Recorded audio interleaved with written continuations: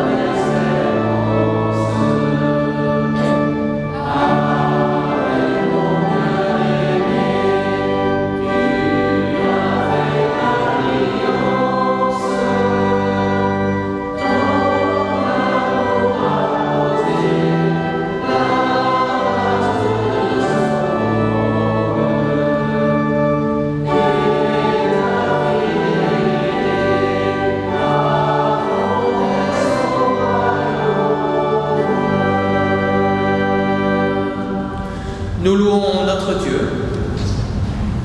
Comme le soleil est une joie pour ceux qui aspirent à sa lumière, ainsi le Seigneur est ma joie car il est mon soleil. Ses rayons m'ont éveillé et sa lumière a chassé de moi la nuit. Il m'a donné des oreilles et j'ai pu recevoir sa vérité. Il m'a donné l'intelligence et je me suis épris de lui. Ce qui meurt ne compte plus devant mes yeux.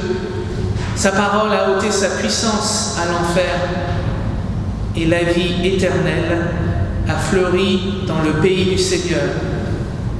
Elle a été donnée à ses fidèles et donnée sans partage à ceux qui se confient en lui.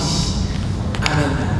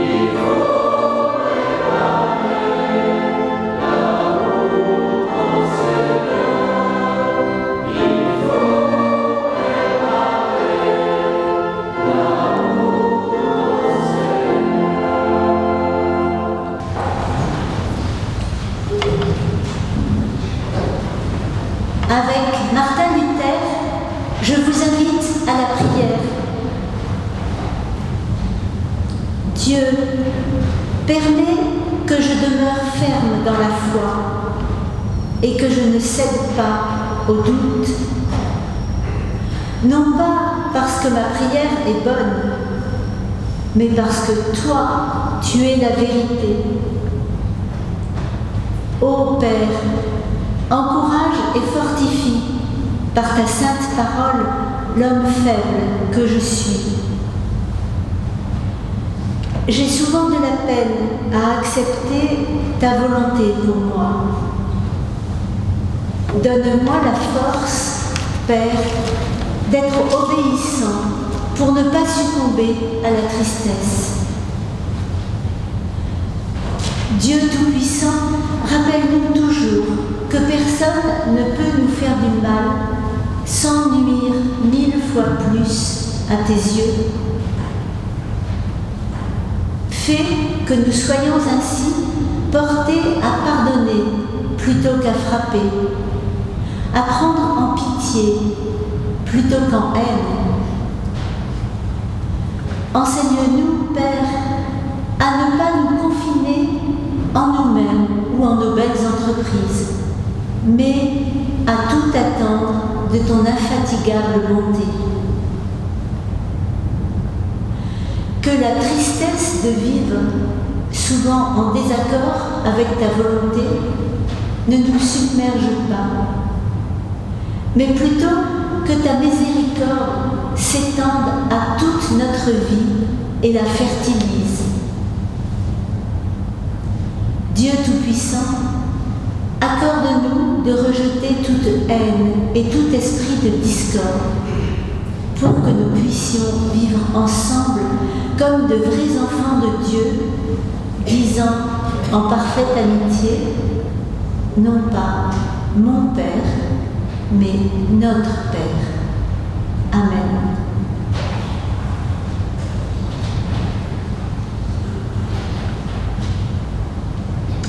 Je vous invite à écouter le pardon de Dieu dans l'Épître aux Romains et l'Évangile de Jean. Le salaire du péché, c'est la mort, mais le don gratuit de Dieu, c'est la vie éternelle en Jésus-Christ, notre Seigneur. Celui qui écoute ma parole, dit Jésus, et qui croit en celui qui m'a envoyé, a la vie éternelle. Il ne vient pas en jugement, mais il est passé de la mort à la vie.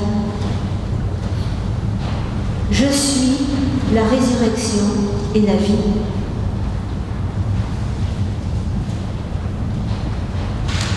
Et dans l'Épître aux Romains, écoutons comment Dieu veut être servi.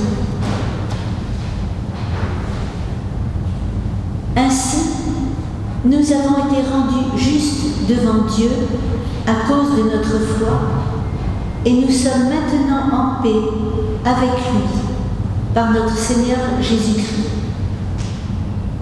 Par Jésus, nous avons pu, par la foi, avoir accès à la grâce de Dieu, en laquelle nous demeurons fermement.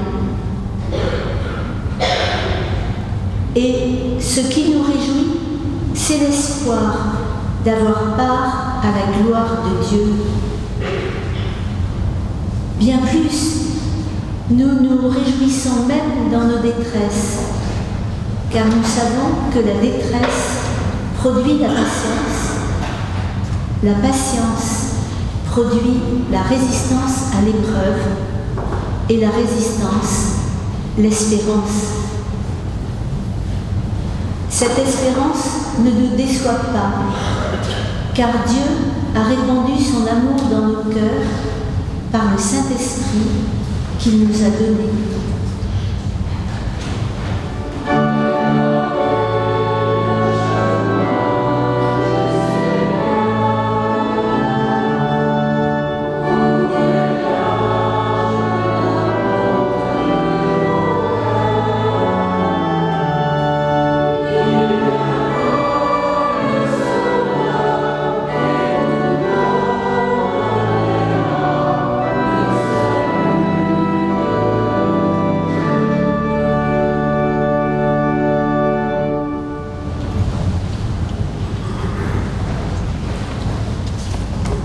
C'est maintenant le moment de la parole.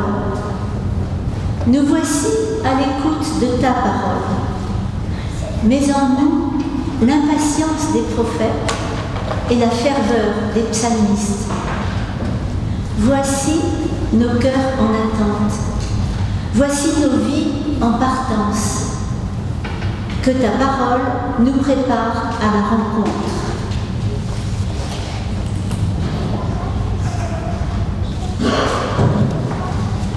Dans le livre d'Ésaïe, au chapitre 40, les versets 1 à 11. Redonnez de l'espoir à mon peuple. Oui, redonnez-lui de l'espoir, dit votre Dieu. Rendez courage à Jérusalem. Annoncez-lui à haute voix. Les travaux forcés sont terminés pour toi. Tu as fini de réparer ta faute. Le Seigneur t'a fait payer le prix total de tous tes péchés. Quelqu'un crie. Dans le désert, ouvrez un chemin pour le Seigneur. Dans ce lieu sec, faites une bonne route pour notre Dieu. Remplissez de terre le creux des vallées. Abaissez les montagnes et les collines. Changez en plaine toutes les pentes et les hauteurs en vallées. Alors, la gloire du Seigneur paraîtra, et tous les habitants de la terre la verront. Voilà l'ordre du Seigneur. Quelqu'un me dit, crie. Je demande, qu'est-ce que je dois crier? Il répond, ceci, les êtres humains sont comme l'herbe, ils ne sont pas plus solides que les fleurs des champs. Quand le souffle du Seigneur passe sur elle, l'herbe sèche et la fleur tombe. Oui, les êtres humains sont aussi fragiles que l'herbe. L'herbe sèche et la fleur tombe. Mais la parole de notre Dieu tient toujours. Jérusalem, monte sur une haute montagne. Ville de Sion, crie de toutes tes forces. Toi qui apportes une bonne nouvelle, élève la voix, n'aie pas peur. Dis aux villes de Juda, voici votre Dieu. Voici le Seigneur Dieu. Il vient avec puissance. Il est assez fort pour gouverner. Il rapporte ce qu'il a gagné. Il ramène la récompense de son travail. Comme un berger, il garde son troupeau. Il le rassemble d'un geste de la main. Il porte les agneaux dans ses bras. Il conduit doucement les brebis qui allaitent leurs petits.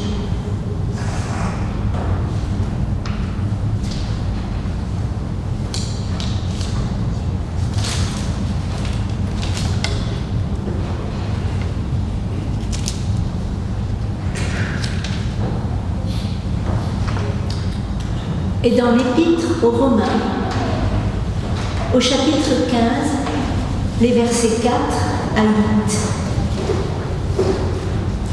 En effet, tous les livres saints écrits autrefois ont été écrits pour nous instruire. Ils doivent nous donner patience et courage pour que nous possédions l'espérance. La patience et le courage viennent de Dieu. Que Dieu vous rende donc capable d'être bien d'accord entre vous en suivant l'exemple du Christ Jésus. Alors, d'un même cœur et d'une même bouche, vous pourrez rendre gloire à Dieu, le Père de notre Seigneur Jésus-Christ. Accueillez-vous les uns les autres, comme le Christ vous a accueillis pour la gloire de Dieu. Je vous le dis, Dieu est fidèle. C'est pourquoi le Christ est devenu le serviteur des Juifs pour accomplir les promesses faites par Dieu aux ancêtres.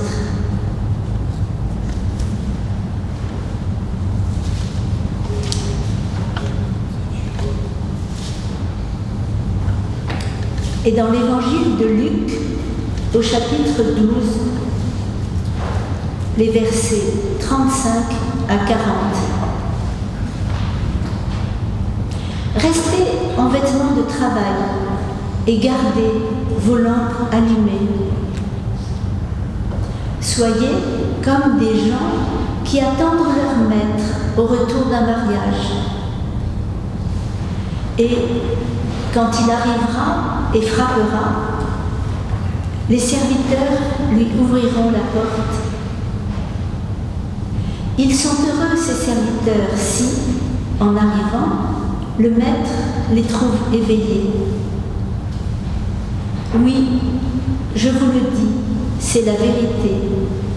Il mettra son vêtement de travail, il fera asseoir ses serviteurs pour le repas, et il passera pour leur servir à manger.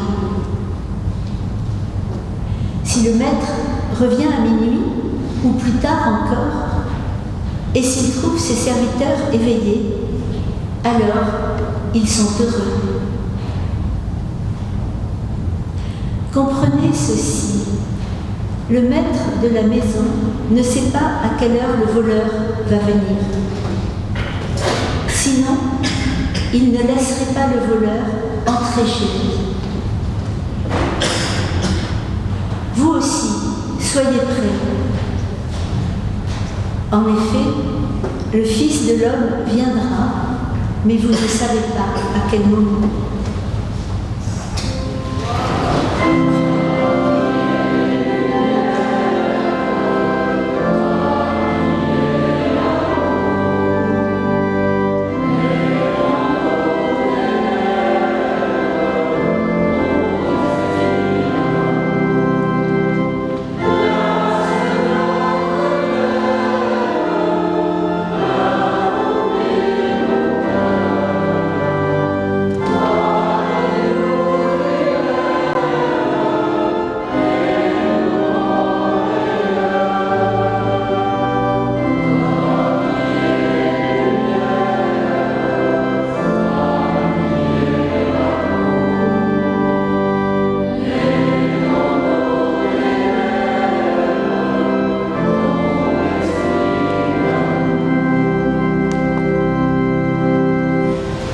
Seigneur, ta parole est la vérité, sanctifie-nous par cette vérité.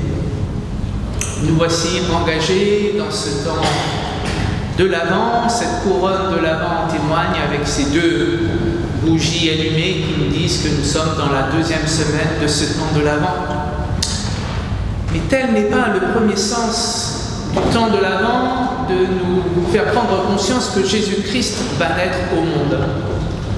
Le premier sens du temps de l'Avent est de nous permettre, de nous encourager à regarder vers le royaume, vers le retour de Jésus-Christ en gloire, comme il est venu en humilité dans le visage d'un petit enfant. Vous voyez bien qu'il y a un grand écart entre les deux manières de célébrer l'Avent. L'Avent comme temps de préparation à la venue de Jésus-Christ comme petit enfant, comme cette couronne de l'Avent nous y encourage, ou alors ce temps de l'Avent dans l'espérance, et le mot est posé, il sera au cœur de ma prédication, dans l'espérance du retour du Christ en gloire, dans l'espérance d'un temps nouveau, dans l'espérance d'un royaume, comme le dit le prophète Ésaïe, où le petit enfant pourra mettre la main dans la bouche du serpent sans craindre d'être mordu, où le loup habitera avec l'agneau. La parole du prophète Ésaïe. Qu'on attende dans ce temps de l'Avent la venue de Jésus-Christ comme un enfant ou qu'on l'attende comme un roi, qui va venir à la fin des temps faire toutes choses nouvelles. En tout cas, les textes ce matin, vous l'avez entendu, nous exhortent à ne pas nous endormir, mais à rester éveillés, à rester vigilants, afin de pouvoir accueillir le Seigneur qui arrive, qui advient au cœur de ce monde, qui advient au cœur de chacune de nos vies. Rester éveillés. Et paradoxalement, les deux personnes de l'Évangile les plus importantes dans les récits de la nativité, on va y arriver. Ces deux personnes, c'est qui? Joseph et Marie, à part Jésus-Christ. Et elles reçoivent une parole fondamentale quand elles sont endormies.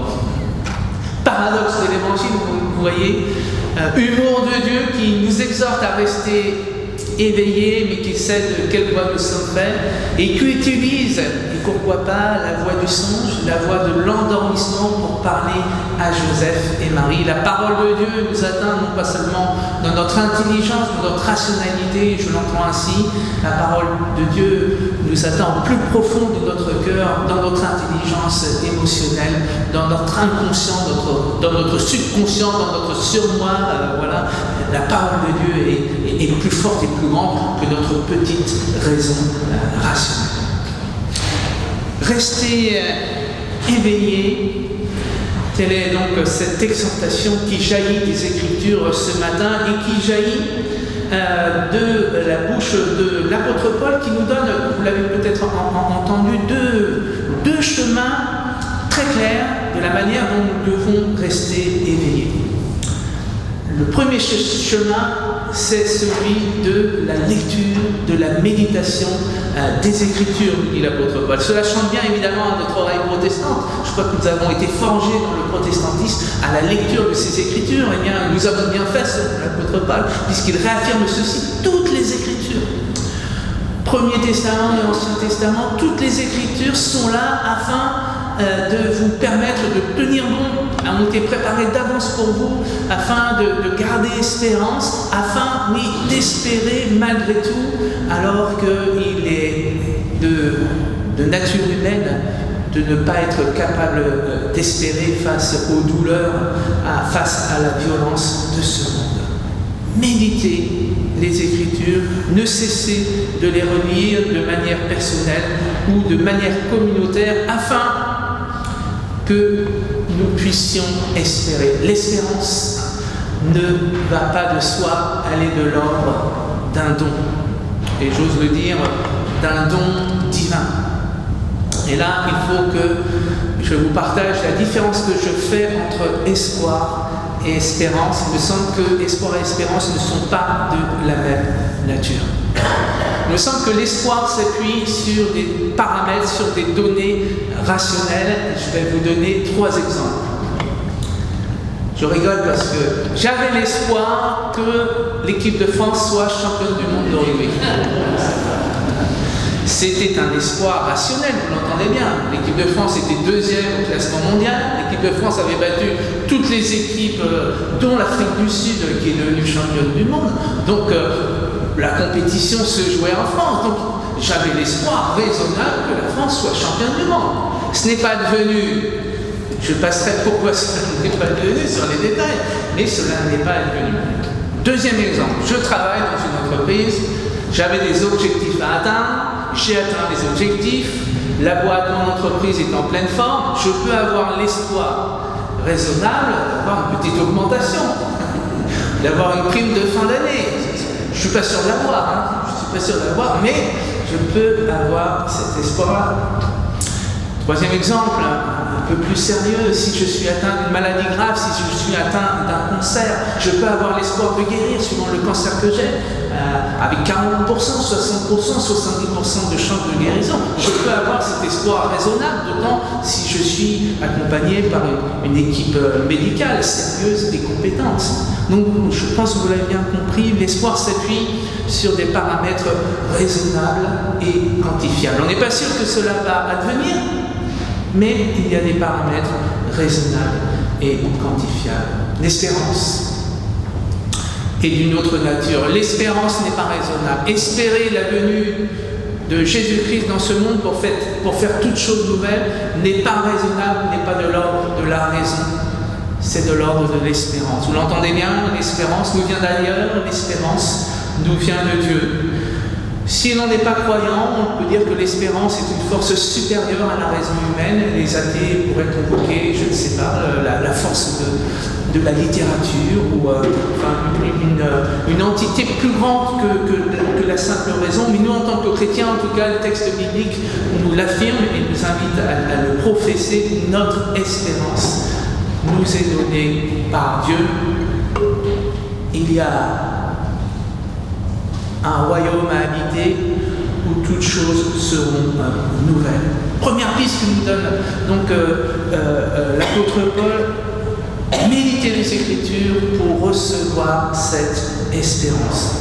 Et la deuxième piste très concrète qu'il nous donne, j'étais très surpris de la trouver à ce moment-là de l'Épître aux Romains, une autre manière de rester vigilant et d'être témoin d'espérance dans ce monde, et là aussi l'apôtre Paul est très clair, c'est cette exhortation: accueillez-vous les uns les autres comme le Christ vous a accueillis. Je n'avais jamais associé cette idée que la capacité que nous avons à nous accueillir les uns les autres, à vivre en frères et sœurs de foi, au-delà de nos différences, était source de témoignage d'espérance pour le monde. Je crois que nous avons à entendre cette parole très forte aujourd'hui. L'apôtre Paul, et à travers la bouche de l'apôtre Paul, Dieu nous exhorte à nous accueillir les uns et les autres afin d'être source d'espérance pour ce monde. Et c'est la manière dont je suis entré dans ce temps de l'Avent, parce que j'ai médité ce texte avant le début de cette fête de l'Avent, et j'ai décidé d'entrer dans cette période de l'Avent dans une dynamique d'unité. Vous le savez, bientôt il y a la semaine de prière pour l'unité des chrétiens en janvier, mais évidemment l'unité des chrétiens, c'est pas simplement une semaine par mois. Chaque fois que nous pouvons, d'une manière ou d'une autre, ensemble, au-delà de nos différences, témoigner que nous avons la même espérance qui nous est donnée par le même Dieu, alors je crois que Dieu se réjouit de cela. Restez éveillés, nous dit l'apôtre Paul. Restez aussi éveillés, je le crois, nous dit le prophète Ésaïe, avec ses magnifiques paroles d'encouragement. Alors, suivant les traductions, on peut dire, comme tu l'as lu, Christine, gardez courage, reprenez courage, redonnez du courage. On peut le traduire aussi comme, c'est très joli aussi, comme consoler. Donner du courage, c'est consoler. Consoler, c'est donner du courage. Vous savez que la langue hébraïque est très poétique et très métaphorique, et donc un même mot peut être traduit de manière différente. Redonner du courage, consoler mon peuple. Au moment où Ésaïe est appelé à porter cette parole, je remets juste je vous partage juste le contexte. La situation d'Israël n'est pas brillante. Une partie de l'élite a été déportée, le temple a été détruit. Les populations qui habitent autour d'Israël ont commencé à prendre le pays. Évidemment, quand la nature a horreur du vide, quand il y a moins de population sur un territoire, naturellement d'autres populations viennent s'installer sur ce territoire. Et de manière plus dramatique, la question que se pose Israël à ce moment-là, c'est: est-ce que Dieu nous a abandonnés pour toujours? Est-ce que Dieu nous a punis pour toujours pour nos fautes? Puisque la déportation et la destruction du temple de Jérusalem est liée au fait que le peuple a été idolâtre. Je pense que vous le savez. Adoration de la déesse Astarté, adoration des dieux Baal, le jugement de Dieu a été posé: puisque vous n'avez pas obéi, eh bien, j'envoie sur vous la désolation. Est-ce qu'il y a un espoir possible encore pour le peuple d'Israël? Peut-être pas, mais une espérance, oui. Et l'espérance vient de Dieu par la bouche du prophète Ésaïe, chargé de dire à ce peuple: non, La colère de Dieu est terminée. Dieu ne vous tient plus rigueur de vos fautes. Un avenir vous est promis. Le temple va être reconstruit, vous allez pouvoir planter, récolter ce que vous avez planté. Et oui, un avenir, une espérance s'offre à vous. L'espérance est redonnée au peuple par la bouche du prophète Ésaïe de la part de Dieu. Au moment où nous entendons ces paroles du prophète Ésaïe, il y a la guerre en Palestine. Peut-on avoir rationnellement l'espoir d'une paix à court terme ou à un moyen terme en Palestine? L'espoir, je le partage, je ne l'ai pas. La haine des deux côtés est trop grande, les morts sont trop importants de chaque côté. Je ne crois pas que l'espoir puisse être de mise pour espérer la paix en Palestine. L'espoir non, mais l'espérance oui.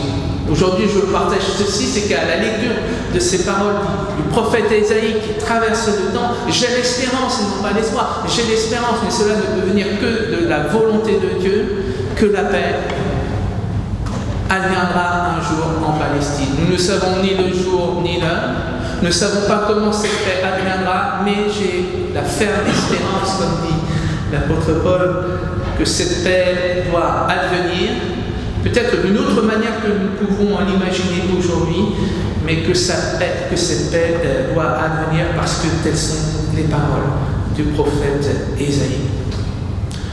Quant à nous, et aussi, comme nous le rappelle le prophète Ésaïe, nous sommes appelés donc à redonner courage et à consoler. Et je me suis posé la question, qu'est-ce que cela peut bien vouloir dire que de consoler? Consoler un petit enfant, je vois bien, ça on sait faire, on le prend dans nos bras, on l'embrasse, il écoute le battement de notre cœur. Ça passe pas par des paroles, ça passe pas par la raison, ça passe par un geste, la consolation des enfants, ça passe par un geste.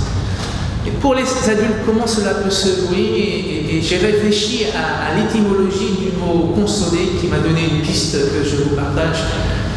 Consoler, c'est cum solare, cum, vous comprenez, compagnon de pain, compagnon, celui avec lequel je partage quelque chose. Et donc consoler, c'est partager l'unicité, la singularité, solare. Peut-être même on peut développer jusqu'à dire la solitude de celui dont je suis le prochain. Et je trouve ça magnifique.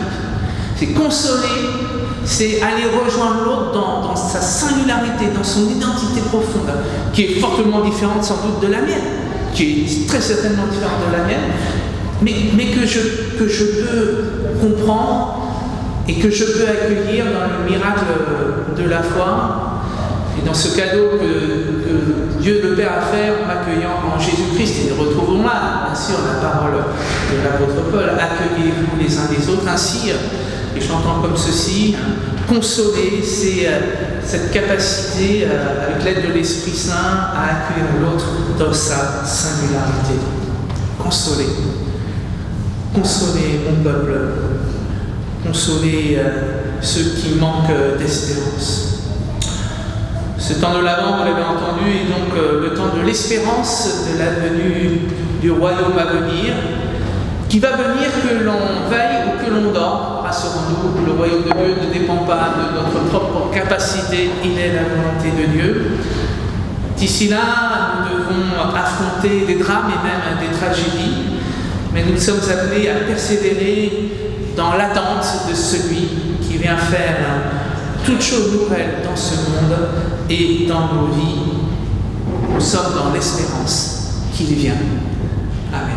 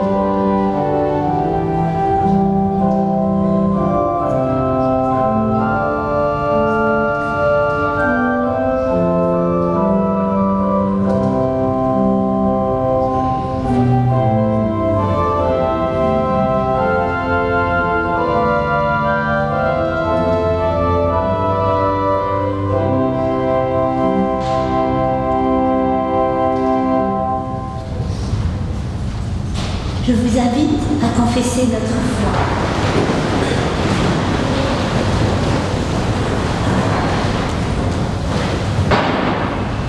Je crois en un Dieu Père, dont la parole soutient la vie des humains et oriente leur histoire. Il est leur vie. Je crois en son Fils, né parmi les pauvres, lumière dans notre nuit, premier-né d'entre les morts. Il est vivant. Il nous enfante à la vraie vie. Je crois en l'Esprit Saint qui nous fait naître à la vie de Dieu, qui anime le combat pour la justice, qui nous conduit dans l'espérance. Il est la force qui fait vivre. Je crois la Sainte Église universelle, messagère de la bonne nouvelle qui rend libre. Je crois la résurrection dans l'imminence d'un monde nouveau où Jésus-Christ, notre Seigneur, irriguera toute vie de son amour. Amen.